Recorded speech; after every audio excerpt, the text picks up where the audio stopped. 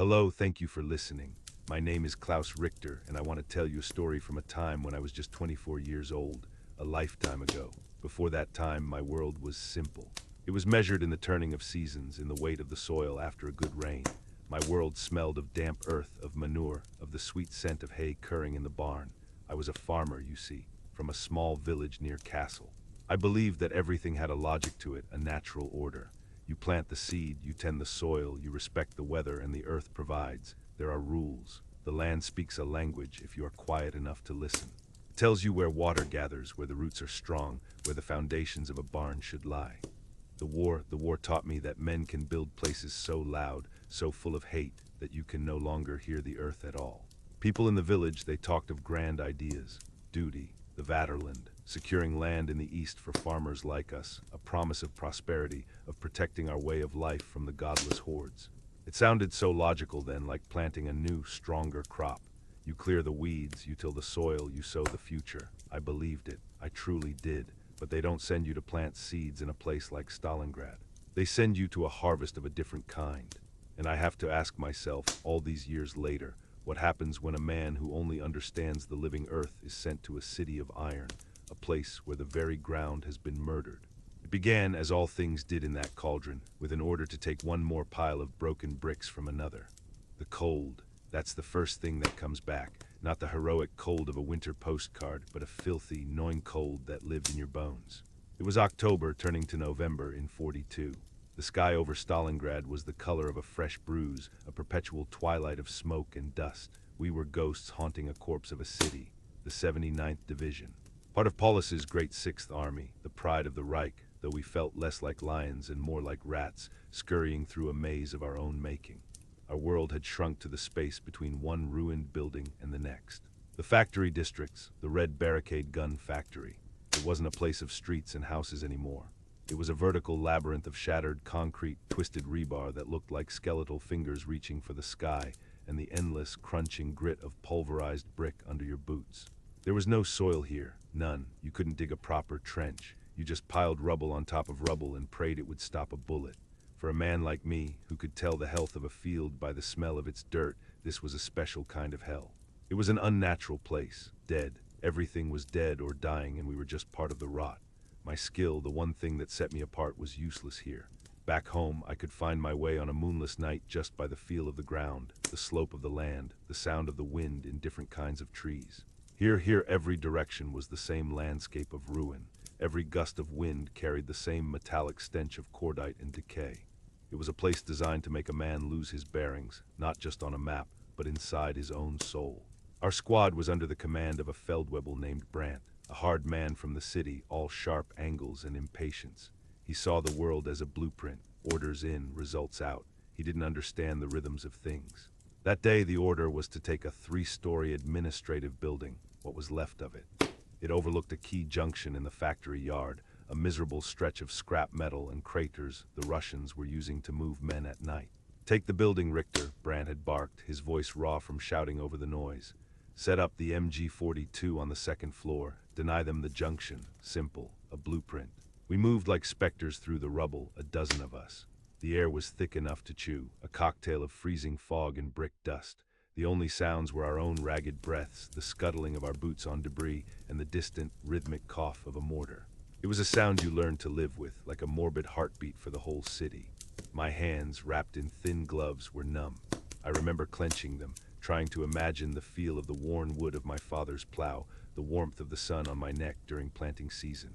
A ghost of a memory instantly shattered by the shriek of a shell passing far overhead. Stay here, stay now. Getting into the building was the easy part. A blown-out wall served as a door. Inside, it was a skeleton. Floors had pancaked, revealing the guts of the structure. Wires hung down like dead vines. A thick carpet of plaster dust covered everything, muffling our steps. It felt like walking through a tomb, and in a way it was. We found them on the 2nd floor, a handful of Ivan soldiers, just as cold and miserable as we were. The fight was a horrible, intimate thing. No grand charges, just sudden, clumsy violence in a cramped space. The crack of a Kar 98K deafening in the enclosed room, the grunt of a man hit, the frantic fumbling for a grenade. It was over in a minute. We were the victors. We owned this particular pile of rubble. As we dragged their bodies to a corner, I looked out a shattered window frame.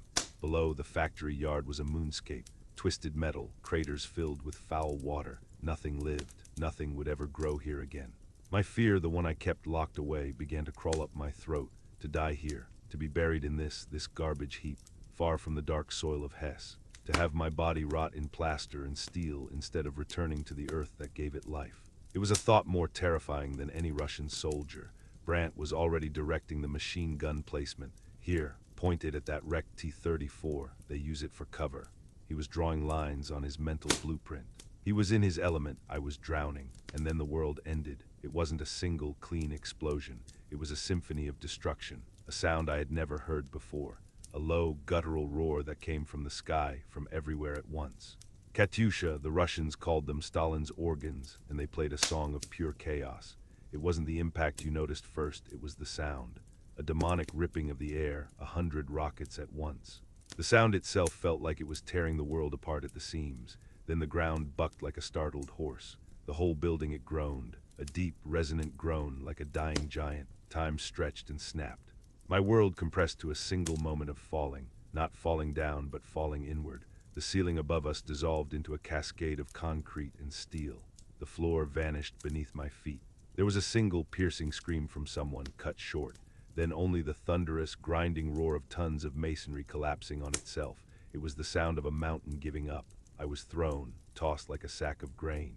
My head struck something hard, and then darkness, silence. A thick, choking silence filled with the taste of cement. When I came to, I was buried, not in soil, in rubble. My legs were pinned by a massive concrete beam. I couldn't move. Panic, cold and absolute, seized me. This was it, my fear made real. I was part of the rubble now. I would die in this artificial tomb.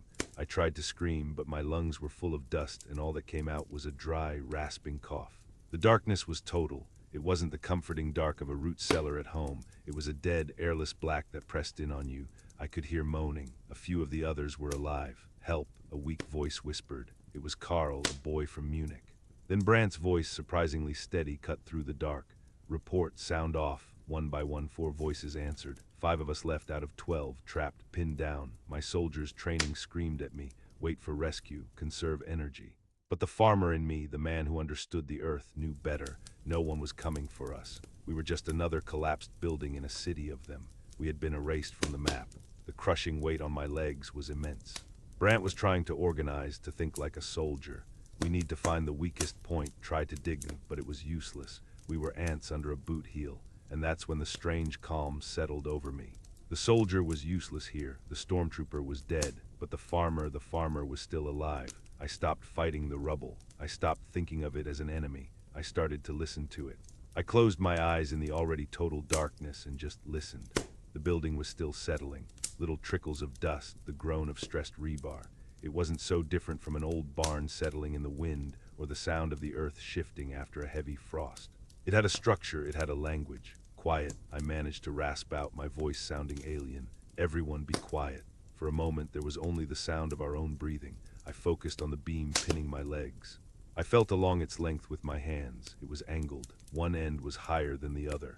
It was resting on another, larger piece of debris, creating a small pocket of space. It wasn't a random pile. It had a structure. Like fallen trees in a forest, they created gaps, channels, a logic. Brandt, I said, my voice a little stronger. The floor, this was an office building. There would be pipes, utility conduits. Under the foundation. What are you talking about, Richter? We're 50 feet under a pile of bricks. No, I insisted. I was thinking of our farm, of the old well, the drainage channels we had to dig for the lower field. Water always finds a way, and men, when they build things, they create paths for that water, for wires, for sewage, an artificial root system. The building is dead, but its roots are still there. It was a mad hope, but it was the only one we had. Using my helmet, I started scraping at the debris near my feet, following the angle of the beam downwards. The others, catching on, started to do the same where they could. It was grueling work. My fingers were raw, my body screaming in protest, but for the first time in months I felt a sense of purpose. I wasn't fighting men. I was working with the grain of the destruction. I was reading the terrain. After what felt like an eternity, my helmet struck something that wasn't concrete. It was hollow, metal, a pipe, a thick iron pipe, cold to the touch. It was running horizontally, deeper into the rubble. Here, I gasped. Follow it, freeing my legs, took another hour of desperate, agonizing work, heaving aside chunks of concrete until the pressure eased enough for me to pull free. My leg was on fire, but it wasn't broken. We followed that pipe like it was a holy relic, crawling on our bellies through a space barely wide enough for a man's shoulders. The air was stale, thick with the smell of rust and damp. It felt like being buried alive, but it was a purposeful burial. We were moving. We were following the roots. The pipe led us to what must have been a service cellar, a small, cramped space that had miraculously survived the collapse.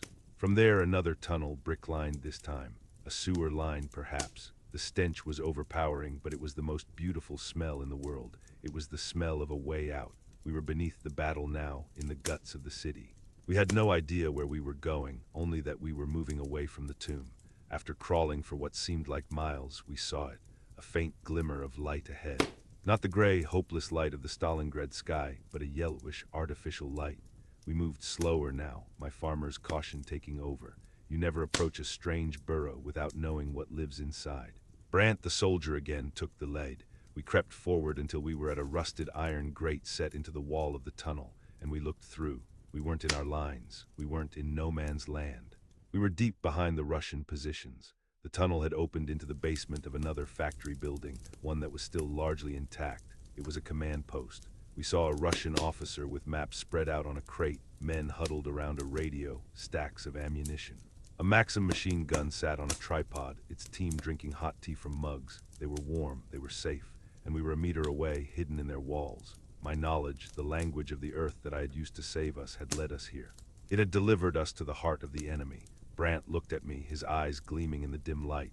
There was no blueprint for this. All the orders, all the plans had vanished. There was only this moment. He didn't need to say a word. We all knew what had to be done. We were farmers who had found wolves in the fold. My hands, which knew the gentle work of planting seeds, closed around the cold steel of a grenade. I spent the rest of my life working the land. After the war, after the long march home from the prison camps, I went back to my fields.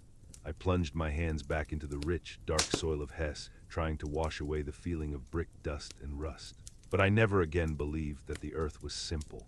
I never again believed that its rules were pure. I had used my farmer's knowledge, the most honest thing I possessed, to navigate a world of death. I listened to the language of a collapsing building and used it to guide my friends to safety, yes. But in the same breath, that same knowledge turned me into a more effective killer. The harvest that day in that Russian basement, it was not a harvest of grain. It was a harvest of men. We survived. We even became heroes for a short while for the information we brought back, but something in me broke that day. You can't use something sacred like the logic of the earth for something so profane without scarring your soul. The farmer in me saved the soldier, but the soldier in turn poisoned the farmer. The hardest lesson is this. War doesn't just ask for your life. It asks for the best parts of you, and it twists them into weapons. It takes your knowledge, your skills, your love for the land, and it forces you to use them to destroy. You survive not as a whole man, but as a collection of broken pieces, forever trying to fit back together. You spend the rest of your life mourning the man you were supposed to be. This memory is a piece of shrapnel I carry. It's heavy. Help me carry it, subscribe, and ensure these stories are never left to rust in silence.